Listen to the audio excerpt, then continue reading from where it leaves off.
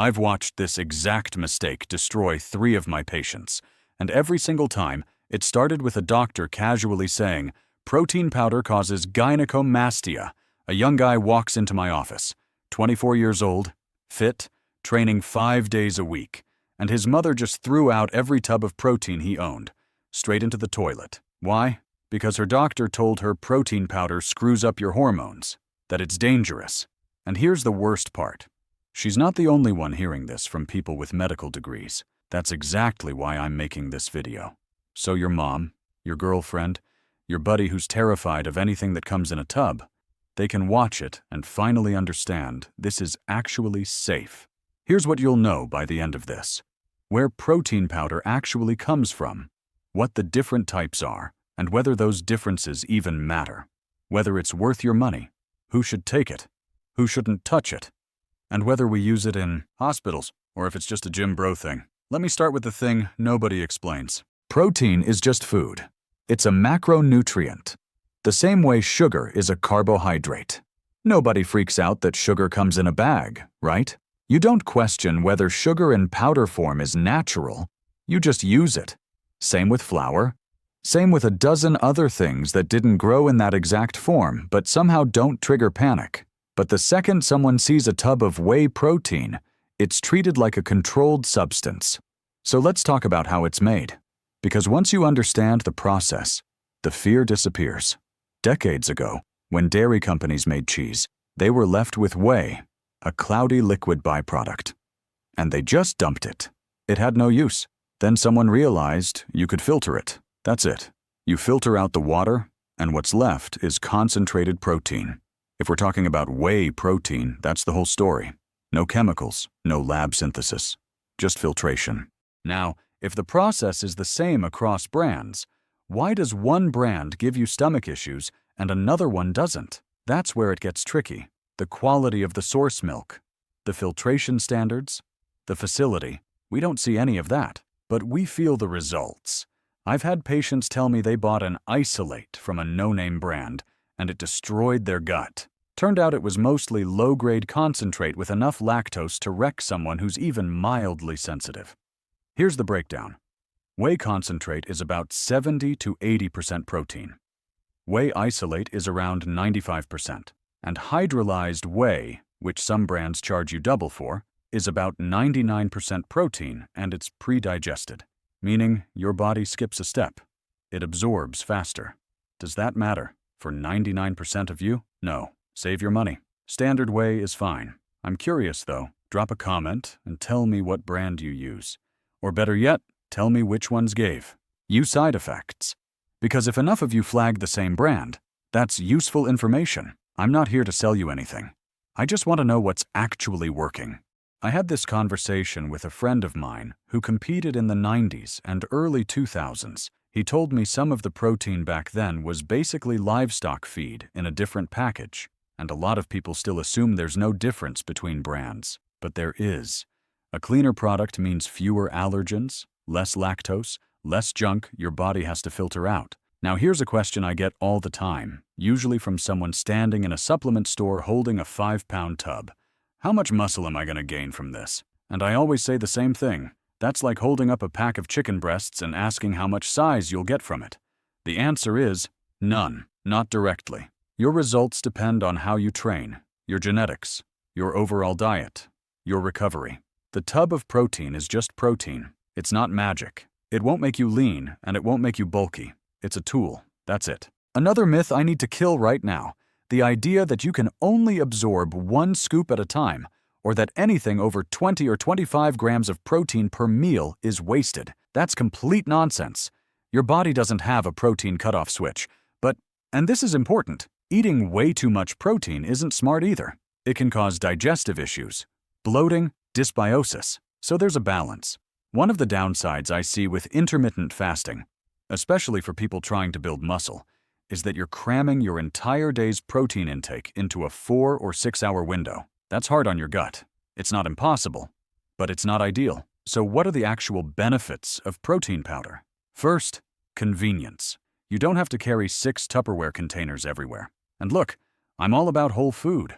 I don't buy into the idea that you need powder to make gains. If you can hit your protein target with real food, chicken, beef, eggs, fish, do that.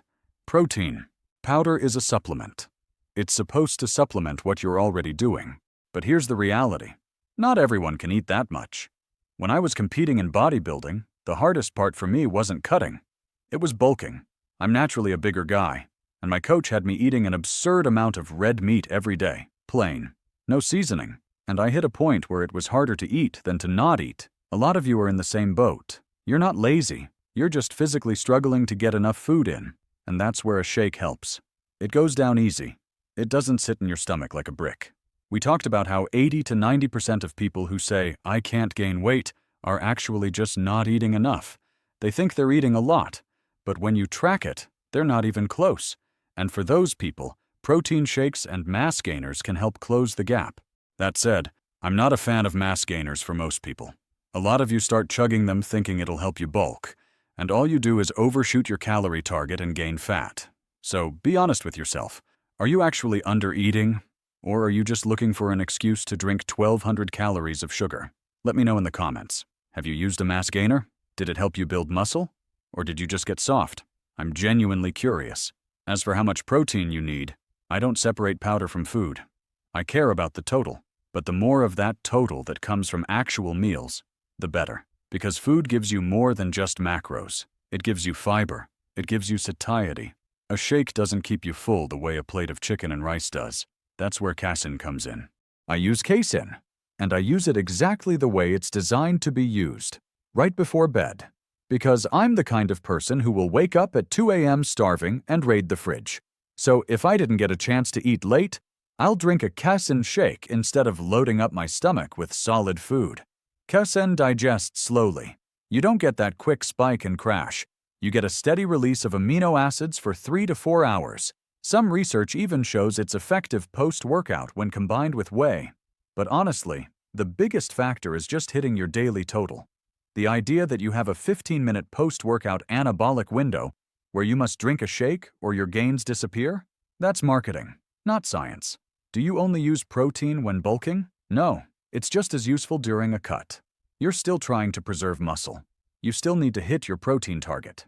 The powder doesn't care what phase you're in. Now let's talk about plant-based protein. I've tried it. On one hand, it works for me because I'm lactose intolerant, and plant protein is easier on my stomach than whey. On the other hand, the amino acid profile isn't as complete, so you need about 20 to 30% more to match the biological value of whey.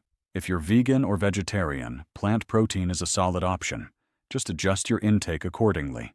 Personally, I don't love how it makes me feel, and I get mild allergic reactions to some blends. But that's me. Try it and see how your body responds. What about soy protein? There was this old study that claimed the phytoestrogens in soy caused feminization in men. Gynecomastia, low testosterone, the whole thing. That study has been debunked. Repeatedly. You'd need to consume an insane amount of soy for that to even be a theoretical risk. And most of the current research shows no link between moderate soy intake and hormonal issues in men. So yeah, soy protein is safe. Unless you're chugging it by the gallon, you're fine. There are also blends now. Mixes of whey, casein, egg protein, sometimes with added carbs. Some brands even sell protein-fortified oatmeal. You're paying extra for convenience, but you could just as easily dump a scoop of powder into regular oats, add some almond milk, and get the same result. And here's something most people don't realize. Protein bars, same thing. It's not a slab of beef wrapped in chocolate. It's powdered protein, binding agents, and flavorings. But for some reason, your mom has no problem with you eating a protein bar. It's the tub that freaks her out. Protein powder is everywhere. It's in meal replacements. It's in hospital nutrition drinks. It's in recovery shakes for surgery patients. And that brings me to my final point. We use protein powder in oncology. After major surgery, we give patients specialized nutrition drinks that contain powdered protein, along with vitamins, minerals, and healthy fats. These are people who are weak, recovering, immunocompromised. If we're giving it to cancer patients post-op, do you really think it's dangerous for a healthy 25-year-old trying to build muscle? We even use it in pregnancy nutrition when needed. It's that safe. A lot of you think protein is only about building muscle, but protein does a hell of a lot more than that. It's involved in tissue repair, enzyme production, immune function, and hormone transport. If your albumin is low because you're not eating enough protein, your body can't move hormones and nutrients where they need to go. Everything slows down. So here's what I want you to do. Next time someone tells you protein powder is dangerous, ask them where they heard that. Ask them if they've ever read a single study.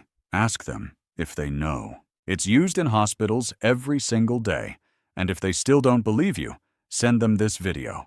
Because the real danger isn't the powder. It's the misinformation.